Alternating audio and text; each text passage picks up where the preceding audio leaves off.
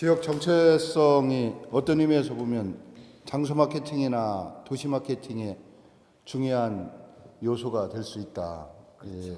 그래서 이것을 우리가 장소 마케팅이나 도시 마케팅의 요소로 승화시킬 수 있을까? 뭐 이런 고민을 해봐야 될 것 같은데요. 예. 이 도시 마케팅은 여러 장소들이 장소 마케팅을 함으로써 복합적으로 작용합니다. 이 장소 마케팅이라는 게 아무런 의미가 없는 스페이스를 의미가 있는 플레이스로 만들어서 이 장소의 이미지를 높여서 많은 관광객들을 유치하는 겁니다. 그래서 제가 이 90년 초에 영국을 방문할 때 첫날 도착해서 막 가고 싶었던 게 캠브리지 대학의 한숨의 달입니다. 그래서 그 천재들이 이 한숨의 달을 건넌다는 건 졸업한다는 걸 의미합니다. 그래서 실제 아침에 일어나서 막 가봤더니 캠브리지 대학의 그 한숨의 달을 가봤더니 실제는 우리 목적격보다 못했어요. 그래서 가서 이게 이미지를 높여서 수백만 명을 매년 끌어들여서 그 지역에 돈을 떨어뜨리고 가는구나 이렇게 생각했습니다. 대전도 지금 장소 마케팅에 성공하고 있는 게 뿌리공원, 그다음에 황토길 이런 것들이 장소 마케팅의 대표적인 것들인데 이것들이 많이 생기면서 사람들이 대전 하면 가고 싶다. 이런 장소 마케팅이 여러 개가 복합적으로 작용해서 대전의 이미지가 딱 떠오른단 말이죠. 현재 대전은 지금 유일하게 광역시도 중에 수학여행을 안 오는 도시입니다. 그래서 장소 마케팅이 지금 아주 굉장히 부족해요. 그래서 대전이 앞으로 많은 관광객들을 유치하고 다음 대전 지역 경제를 활성화하기 위해서는 이 곳곳에 이 장소 마케팅이 모여서 큰 도시 마케팅으로 발전을 해야 우리 먹거리가 앞으로 된단 말이죠. 그래서 대전은 특히 이 산업이 이 3차 산업 위주로 유통업이나 이런 3차 산업 아주 위약한 산업이기 때문에 가능한 많은 사람들이 우리 대전을 방문해서 체류형으로 1박 2일 혹은 2박 3일 체류하면서 숙박도 하고 사기도 하고 먹기도 하면서 대전 지역 경제가 활성화될 거란 말이죠. 그래서 이 장소 마케팅은 우리 대전의 어떤 정체성을 만들어 가지고 사람들이 많이 와서 이 대전의 지역 경제를 살찌우도록 그런데 굉장히 중요합니다. 그래서 장소의 어떤 이미지 이를 높이기 위해서는 그 정체성이라는 게 밀접한 관계가 있다고 봐야죠. 근데 중요한 건 이제 장소나 경관의 마케팅 요소로 승화시키기 위해서는 많은 사람들이 인지하고 많은 사람들이 동의하고 많은 사람들이 사랑할 수 있는 여지가 있어야 그것이 지역의 장소 마케팅의 핵심적인 요소로서 등장할 수 있다. 뭐 이런 생각을 해요. 지금 말씀하신 대로 뭐 황토길이라든지 여러 가지 그 뿌리공원이라든지 또 현충원도 앞으로 이제 그렇죠. 지역의 명소로 만들려고 하는 그런 노력이 뭐 있는 것 같은데 이것을 우리가 앞으로 새로운 관점에서 새롭게 무언가 어떤 정체성의 요소를 발굴해내서 그것을 키워낸다는 것이 또 중요할 것 같아요. 그렇죠. 그렇다면 우리가 많은 사람들이 인지하고 많은 사람들이 동의할 수 있는 그런 그 장소 정체성의 요소 가운데 경관 요소를 든다고 하면 금강을 또 저희가 빼놓을 수 없을 것 같아요. 그렇죠. 금강은 역사적으로도 문화적으로도 우리 생활 속에 많이 들어와 있거든요. 그래서 금강을 노래한 많은 시가 있고 소설도 있는 것 같아요. 이 지역에 나온 유명한 문인도 있고 예술가도 있는데 그 중에 오늘 모신 그 기산 선생님이 금강을 소재로 해서 몇십 년에 걸쳐서 연작 활동을 해오셨어요. 그래서 기산 선생님한테 금강 연작을 몇십 년간 하시게 된 특별한 어떤 계기가 있으신지 한번 여쭤보고 싶어요. 계기라고 얘기하면 조금 복잡해지는데요. 왜 그림을 그려야 하는가? 우선 그게 어떤 작가도 마찬가지지만 왜 그려야 하는가? 또 평생 질리지 않고 그릴 수 있는 자기만의 테마가 필요한 것은 아닌가. 그때 나는 그런 생각을 해요. 지역성을 내보이는 것이 나한테는 가장 유익한 방법이고, 나를 마케팅하는 방법도 지역을 내가 끌어안을 수 있는 방법이어야 하니까, 그때 제가 생각해낸 것이 강을 그리는 것이 좋겠구나. 또 왜 강이냐, 왜 금강이냐는 따지기 전에, 인간은 사실은 어머니 뱃속에서부터 물속에 있었던 거거든요. 우리 신체의 칠할이 물이라고 그러잖아요. 그것과 같이 지구가 가지고 있는 지구 자산의 칠할도 물이란 말이죠.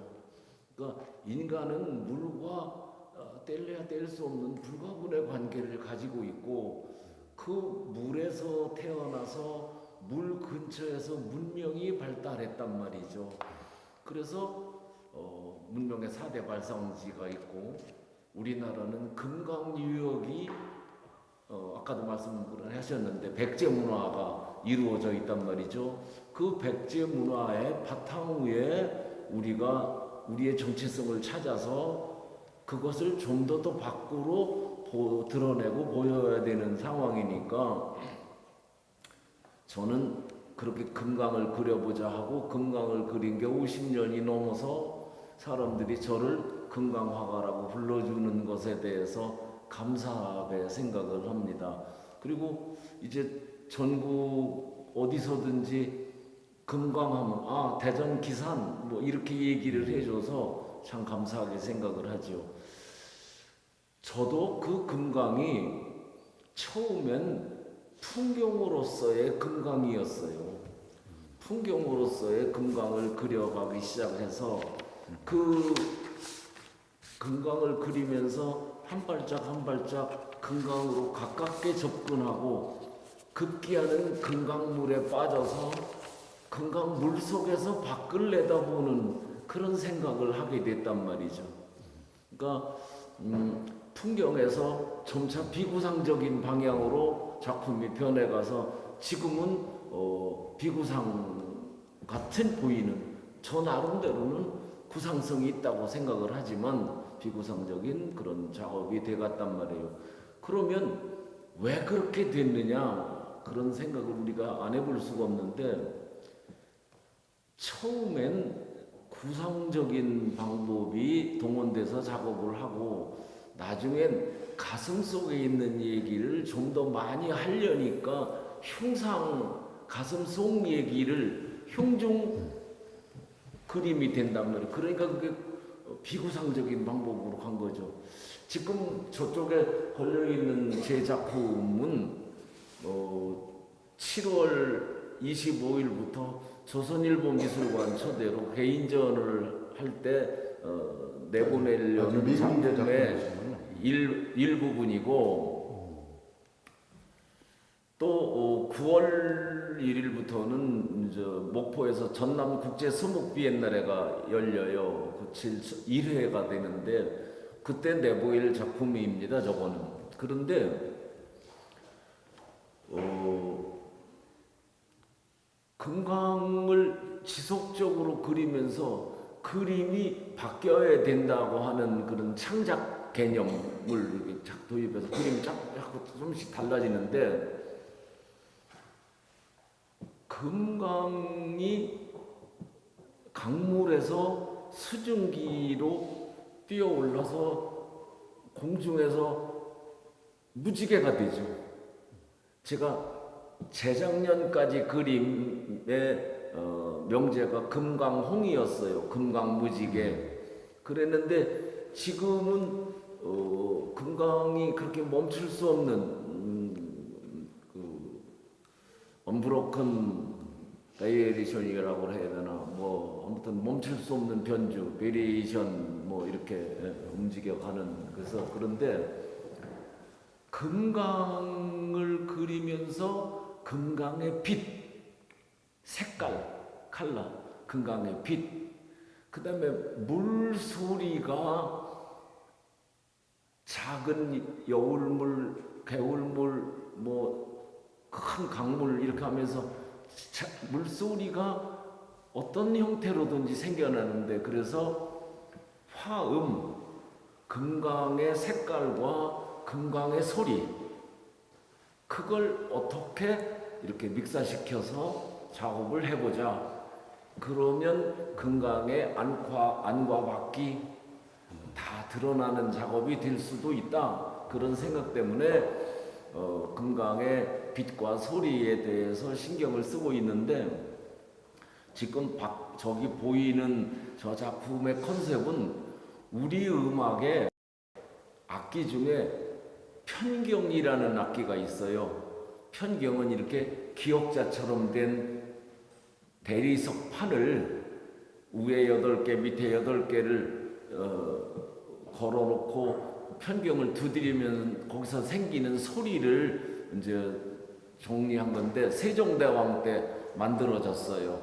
그러니까 그 궁상각지우, 우리나라로 지금 쉽게 얘기하면 일곱음이 도레미파솔라시도 으뜸하고 거기서 생기고, 예, 선생님, 뭐 그런 말씀 게 도중에 있어요. 이제 저희가 많은 분들이 또 이 예. 프로그램을 보실 것 같아서 예. 이제 중간중간에 그래요. 몇 마디 예, 예. 여쭤보려고 하는데요. 처음에 이제 시작을 하실 때 예. 이제 제가 어떤 계기로 금강을 그리게 됐습니까? 이제 거의 무의식적으로 예.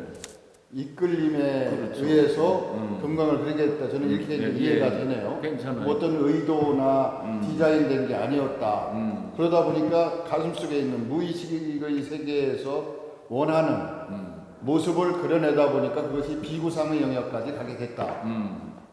당연히 저는 그게 올바른 수순이라고 생각이 돼서 그래요. 이제 지금은 편경까지도 그 형성화된 어떤 물체의 금강의 모든 것을 빛과 색을 그 다양한 변주라고 할까 변화까지도 담아내려고 하신다. 뭐 이런 말씀으로 이해가 되는데 예. 뭐 그렇게 이해하면 될까요? 아니 오늘 예. 이해를 너무 잘하신 거죠. 예. 그러니까 지금 모두부터 이제 우리의 지역의 정체성을 말씀하시는데, 그 정체성 속에 금강이 큰 기둥이 되겠다, 그러는 얘기를 우리는 아까 했습니다. 그러니까 우리가 내가 금강을 왜 그리게 되냐 그러면, 그냥 가까이 있는 향미의 강이니까 거기서부터 시작한 것이지, 처음부터 금강을 왜 그려야 되겠다는 아니잖아요. 향리에 있으니까. 당연하게. 예. 그렇게 하다가 그 금강을 그리면서 백제를 끌어안게 되고, 또 충청도를 끌어안게 되고, 또 대전을 끌어안게 되는 이런 입장이지요. 그걸 통해서 우리 가장 그 향토적인 것이 가장 국제적이다 그러는 말도 있잖아요. 그것이 가장 자기적인 것이다, 개성이 바로 그것이다, 이런 말을 하는데, 그래서 그 금강이, 지금 그리는 금강은 그런 그 우리 국악기의 편경으로부터 차용해온 형태와 편경을 두드리면서 생기는 파장음이 강물이 흐르는 곳과 잘 결합돼서 그걸 화면을 조형화시키고, 그 화면 조형화된 화면 속에서 많은 얘기거리를 보는 사람들에게 이렇게 보여준단 말이죠. 이를테면 독일의 철학자 중에 막스 피카르트라는 사람이 있는데, 그 사람이 침묵의 미학이라는 책에 이런 말을 해요. 그림은 침묵과 언어 사이에 존재하는 것이다. 지금까지 저는 그림을 그렇게 간단 명료하게 정의 내린 학자의 얘기를 들어본 적이 없어요. 그림은 아무 말도 하지 않지만, 그러나 언어는 언어거든요. 조형 언어지요. 침묵과 언어 사이에 존재하는 것이다. 아무 말을 하고 있지 않지만 그 침묵으로 지켜 나오는 작품 속에서는 무한히 많은 얘기가 금강이 흘러가면서 아무 말도 안 하는 것 같아도 뭐라고 서근거리면서 지나온 얘기와 미래를 이렇게 말한단 말이죠. 참고로 금강을 흐르는 대로 따라서 걸어보고 금강에 흐르는 것을 반대로 역으로 흐르는 것을 역으로 걸어 올라와 본 적이 있어요? 없습니다. 한번 해보세요. 강물을 따라 내려가면 나도 모르게 과거 지향적인 생각이 자꾸 떠올라. 흐르면서 내려가면서는 과거 지향적인 지나간 얘기들이 자꾸 돼요. 근데 강물을 거슬러 올라가면서 걸으면 미래지향적인 얘기가 돼. 아, 내일을 뭐를 할까? 모레는 어떻게 할까? 다음 작품은 어떻게 그릴까? 계획하는. 그래서 거슬러 올라가면 강물을 미래지향적인 생각이 되고, 강물을 따라 내려가면 과거지향적인 흘러가는 역사에 몸담게 되더란 말이죠. 그래서 우리는 강물을 거슬러 올라 걸을 필요가 있다. 예, 이제 지금 그 말씀을 하시니까 박재삼 시인의 울음이 타는 강이라고 하는 시가 있어요. 그 말씀을 언뜻 연상하게 되는데, 이제 그 편경이라고 하는 저런 단순한 그 선 속에서 지금 그렇게 복잡한 이야기를 끄집어내지 않습니까? 그러면 금강이 갖고 있는 시간적이고 공간적인 의미가 충청인들에게 주는 그 이미지나 상징은 대단한 거라고 생각이 됩니다. 그것을 결국은 보면 하나씩 끄집어내서 때로는 종합적으로 저희한테 보여주려고 하는 것이 금강 연작 속에 담겨져 있을 거라고 생각이 돼서 이제 그런 부분을 이제 아는 만큼 보인다고 하니까 이제 설명을 좀 해주시고, 또 하나는 목포에서도 전시회를 하신다고 하는데, 목포도 따지면 금강의 해류가 목포를 통해서 더 멀리 일본까지도 또 연결되지 않습니까? 그렇죠. 그것이 백제와 일본과의 그 교역 통로나 그 학문이나 천진 문물을 우리가 그쪽으로 전수해준 그런 통로도 됐어요. 그런 것이 결국 강물이 바닷물이 되고 바닷물이 해류를 이루어서 그쪽으로 연결을 시키는 뭐 이런 걸 생각해 보면 지금 저희가 금강에 대해서 안고 있는 생각이 너무 좀 대전 충청만을 상상하기에는 협소하지 않냐. 그렇습니다. 적어도 동부가 중국까지도 연결되니까 일본까지 하는 공간적 범위도 훨씬 키울 수가 있다. 뭐 이런 생각이 드는데요. 어떻게 생각하세요? 그렇습니다. 우리는 제가 그리는 강물을 보고 느끼는 사람의 그런 그 지적, 그런 영 수준 뭐 이런 거에 따라서 굉장히 많은 범위로 넓혀지고 또 광역화되어 갈 수 있잖아요. 그런데 중요한 것은 그런 곳이 대전이 중심이라는 말이죠. 그러니까 대전에 지금 가장 늦은 것이 컨벤션 센터가 없어요. 지금 예술의 전당 너무 작고, 대전 시립미술관 형편없이 작고, 모양이 아주 안 좋아요. 대전시에서 컨벤션 센터를 뭐 금년 말까지 정리하면 내년부터 짓기 시작한다 뭐 이런 얘기는 있습니다만, 대전을 교통의 중심지라고 보통 얘기를 합니다. 그 교통이 육로로 오든 뭐 가깝게 청주를 통해서 비행기를 오든 또는 뭐 서해로부터 들어오면 금강을 이용하면 육해공수로 이 세 군데 방법으로 대전을 접근할 수 있는 대단한 요충지인데, 그런 요충지에 컨벤션 센터가 참 안타깝게도 아직까지 조성되어 있질 않다. 그런 게 만들어지면 거기서 문화예술 활동이 더 크게 열리고, 더 크게 열리면 지금 말씀하신 대로 가깝게는 일본과 중국과 그렇게 하면 이 아세아를 아우르는 그런 큰 힘이 되고, 이제 앞으로 기차가 대륙을 관통해서 유럽까지 갈 수 있는 시대가 올 텐데, 그렇게 되면 대전은 정말 그 동북아의 허브가 되는 좋은 그런 기지가 될 거란 말이죠. 그런 곳에 가장 중요한 것은 문화 예술을 바탕으로 하지 않고서는 거듭날 수가 없다는 사실이죠. 문화 예술이 바탕이 되어서 시금석이 되어야 대전의 정체성이 무엇라고 말하기가 편하게 되는 시대가 오지 않을까. 그것 때문에 우리가 좀 더 노력하면 예, 좋지 않나 알겠습니다. 이런 생각을 합니다. 한 교수님, 그러니까 지금 저희가 얘기하는 정체성의 규모나 범위도 더 확장하고 확대해서 그럴 필요가, 새로운 상징으로서 만들어낼 필요가 있지 않을까 싶어요. 예, 그렇죠. 지금 건강만 해도 예.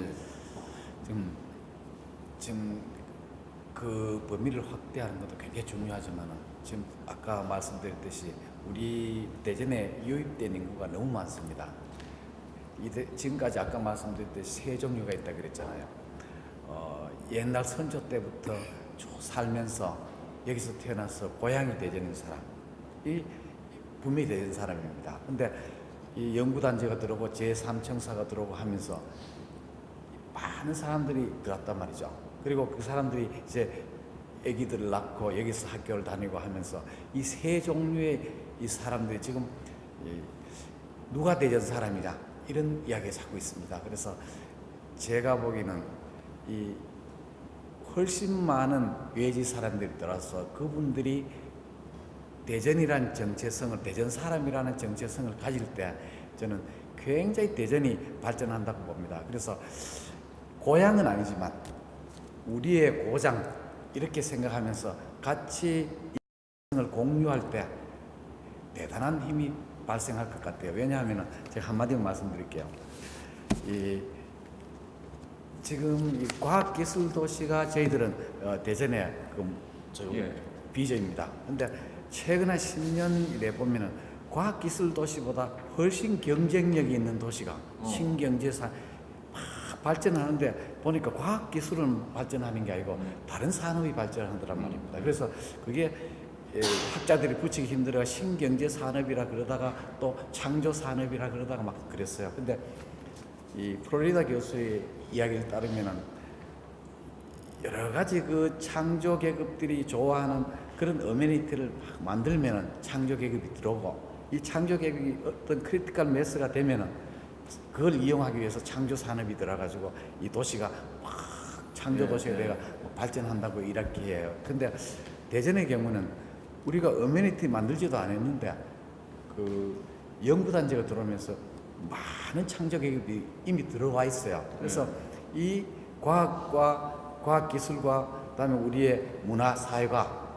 그리고 과학기술과 예술 지금 예술 이런 것들이 복합적으로 이루어지면 이게 바로 이 창조 산업이거든요. 그래서 저희들은 생각에 이 창조 산업이 우리 지역 사회에 꼽히려면은 이 창조 계급들의 풀이 굉장히 중요합니다. 예를 들어서 이 창조 산업의 하나인 이 게임 산업 같은 경우에 게임 산업을 이루려면은 이 웹 디자이너도 필요하고 웹 그래픽 디자인 회사도 필요하고 예술가도 필요하고 음악가도 필요하고 이런 분들이 느슨하게 이 풀이 있다가 모여서 그 게임을 만들면 또 헤어진단 말이죠.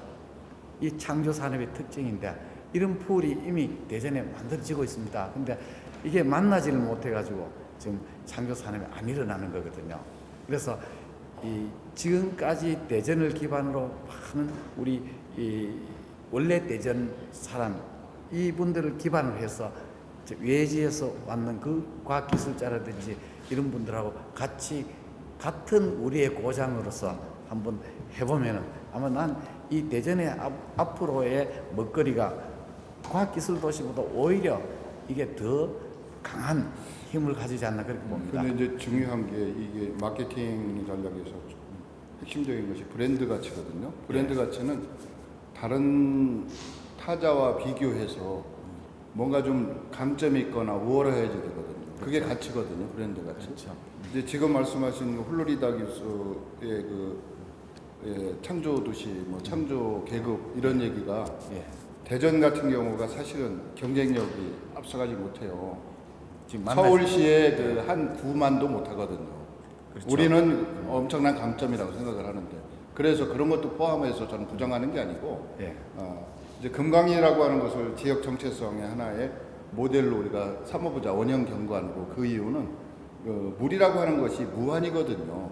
부드러우면서 강한 것을 이기고 뭐 이런 얘기도 하듯이 무한한 또 변화가 있죠. 변주가 있듯이 그런 그 정신, 그 시대 정신이 미래 사회는 변화에 어떻게 누가 대응하느냐가 성공하는 사람이 된다고 하지 않습니까?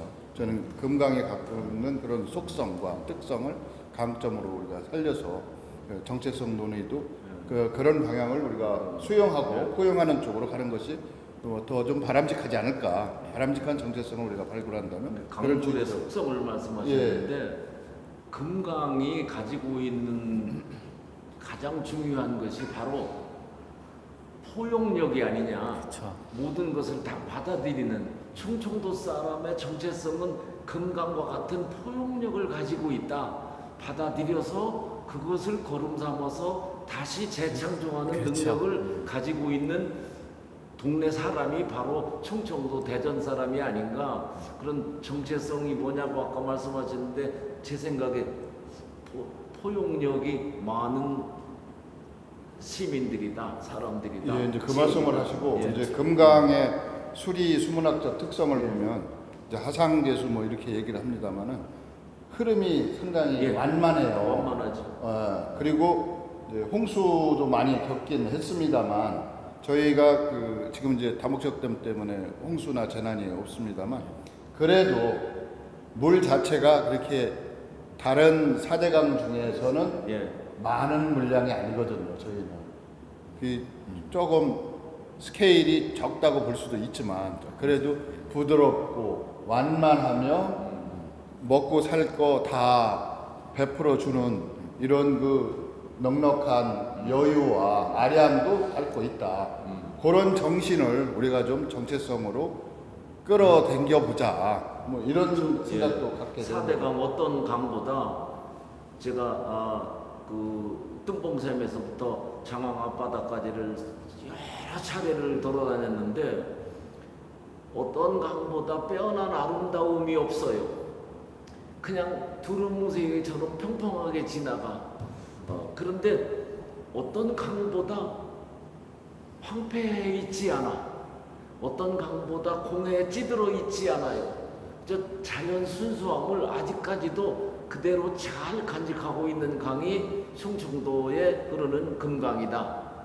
금강유역에 사는 사람들의 성격은 그렇게 특별한 개성도 없어 보이고 무슨 뭐 드러냄이 없어 보이지만 그러나 변하지 않는 마음. 그래서 애국지사들이 충신열사들이 많이 났는지는 몰라도 학자들이 많이 났는지는 몰라도 변하지 않는 마음, 그것이 곧 그 포용력이 아닐까. 모든 것을 받아들여서 소화시키고 재창출해내는 그런 역동적인 힘을 가슴에 끌어안는 그런, 한 번 화가 나면 무서운 노도처럼 치는 그런 홍수 강물처럼 그런 성격을 가진 유역의 주민들이 우리 충청도 사람이 아니고 백제 사람이 아니냐, 뭐 이런 생각이 든다. 그런 생각이.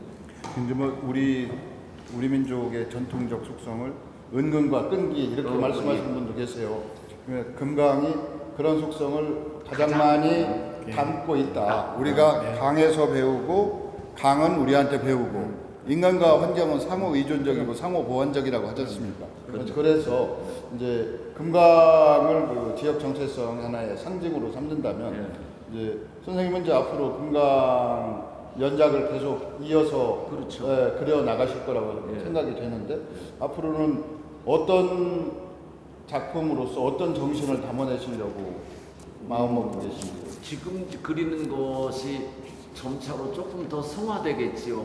이런 조금 더 성화된 작품들을 국내보다 한 발짝을 조금 나갔으면 좋겠다. 일본이나 중국 쪽으로, 물론 전에도 나가서 전시를 해봤지만 조금 더 진일보한 방법으로 나가서 금강을 통해서 지역사회를 알리고 지역사회를 알림으로 한국을 내보일 수 있는 그런 화가로 마무리되었으면 하는 게 제 꿈입니다. 예, 뭐 충분히 그렇게 되실 것 같고요. 오늘 저희가 이제 이런 프로그램을 실험적으로 시도를 해보고 있거든요. 그래서 같이 만드는 거라고 생각을 해요. 이게 대담 콘서트 뭐 이렇게 이름을 붙였는데 여기 이제 훌로에 앉아 계신 분들도 대전의 정체성은 나는 뭐라고 생각한다 라든지 아니면 금강이 갖고 있는 의미와 상징은 나는 뭐라고 생각한다 이런 말씀을 좀 한번 해주실 수 있으면 어느 분이 해주시면 책 좀 한번 주실 수 있으세요? 아까 다 드렸어요. 그러세요? 어느 분이 이민재 관장 한 말씀 좀 해보시죠. 그러세요? 아니 근데 예. 이게 도시의 정체성을 해갖고 이제 어느 정도 이제 도시가 막 유명해져서 관광객이 찾아오고 어떤 게 막 이제 많은 사람들이 오기를 원한다 이렇게 하잖아요. 이제 도시 이렇게 할 때. 근데 세계적으로 보면 관광지 막 이렇게 그 팔마 같은 데서도 보면 관광객 오지 마라, 임대를 해주지 말자 이런 말도 많이 하기도 하거든요. 근데 제가 생각했을 때는 사실은 정체성이나 뭐 어떤 도시가 아름다워지고 문화 예술적으로 발전되고 이래서 다른 사람이 찾아오는 게 아니라 그 도시에 찾아오는 걸로 끝나는 게 아니라 그 도시에 머물기를 원하게 하고 싶어요. 저는 가끔 예정된 드라이브를 아침에 제가 굉장히 일찍 오기 때문에 한 번씩 하는데 산을 볼 때마다 굉장히 짜증나는 게 뭐냐면 물론 그분도 먹고 살려고 그렇게 하시겠지만 그걸로 먹고 살 것 같진 않거든요.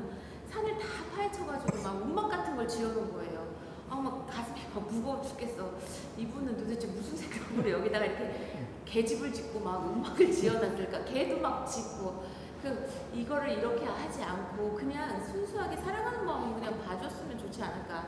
도시도 누구를 찾아오기 위해서 하는 게 아니라 진짜 살고 있는 우리가 주인공이 돼서 우리가 좀 행복하게 가는 길로 도시의 정체성이 좀 이렇게 돌아갔으면 좋겠다. 그렇죠. 중요하죠.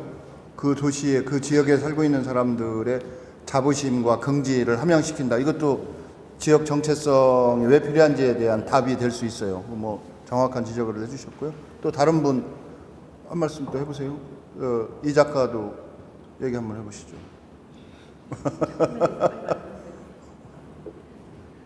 자, 하여튼 뭐 하실 말씀 없으면 오늘은 이런 정도로 한번 해보고요. 평생교육진흥원에서 이 선생님 어디 가셨습니까? 위에. 네, 위에 나가셨구나. 오늘은 이 정도에서 제1회 분 충청도 양반 충청도 양반 아주 유효한가? 아직도 유효한가? 한 말씀 해주시죠 그러면. 예. 예. 창풍 명월도 곁들였으면 더 좋겠습니다. 난 그 굉장히 관심이 있습니다. 예. 왜냐하면 제가 들은 말로는 이시조선 조선시대 양반들이 낙향을 하면 영남지방으로 간대요. 그다음에 다시 재등용할 가능성이 있는 사람들 충청도에 머무른답니다. 그래서 지금 현재 양반이란 제도는 없어졌지만은 아마 그 다 재해석하면 아마 신사 젠틀맨 이게 지금의 양반 아니겠습니까? 그래서 충청도 양반은 여전히 유효할 수 있다. 왜냐하면은 충청인들의 아까 선생님 말했듯이 포용 그리고 관용 그리고 제가 여기 와서 충청인이 됐지만 참 여기 있는 분들은 사려가 굉장히 깊어요. 그리고 은근하면서 굉장히 신중하고 그리고 예의 범절이 아주 뛰어납니다.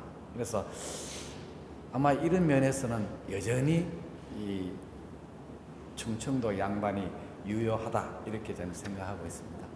예, 충청도 양반이 아직도 유효하시다고 하는 외지에서 오셔서 대전 사람이 된 분의 평가를 마지막으로 오늘 이야기를 마무리하도록 하겠습니다. 감사합니다. 고맙습니다.